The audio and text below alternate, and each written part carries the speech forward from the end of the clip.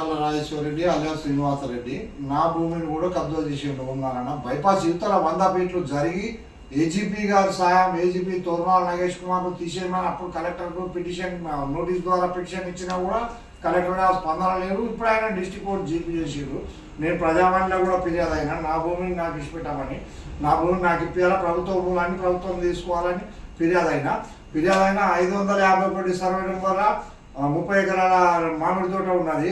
అది కూడా ప్రభుత్వం తీసుకోవాలి. మళ్ళీ ఇది ఈ 107 సర్వే నెంబరు ఇది మొత్తం షటర్లు కట్టిండు, అన్ని మిల్లులు కట్టిండు, నెలకు 1,20,00,000 రూపాయలు కిరాయి వస్తుంది. దాన్ని తీసుకోమని ప్రభుత్వాన్ని ఫక్తు గండి కొడుతాడు. అందుకని తీసుకోమని రెవెన్యూ రికార్డు యాక్ట్ ప్రకారంగా అన్ని కేసులు ఆయన మీద పెట్టి మళ్ళీ అక్కడ ఉన్న షాపుల మీద కూడా కేసులు పెట్టి అంత ప్రభుత్వము జుర్మానా లెక్క అన్ని పోయిన పైసలన్నీ వసూలు చేయాలని నేను విన్నవించుకుంటాను. మళ్ళీ ఇంకోటి నా భూమి మీద కూడా 1,20,000 రూపాయలు కిరాయి తింటాను 5 సంవత్సరాల బట్టి అడ్డగోలుగా కష్టపడతాను నేను. దాన్ని అన్ని గమనించి ముఖ్యమంత్రి గారు చర్యలు తీసుకోవాలి.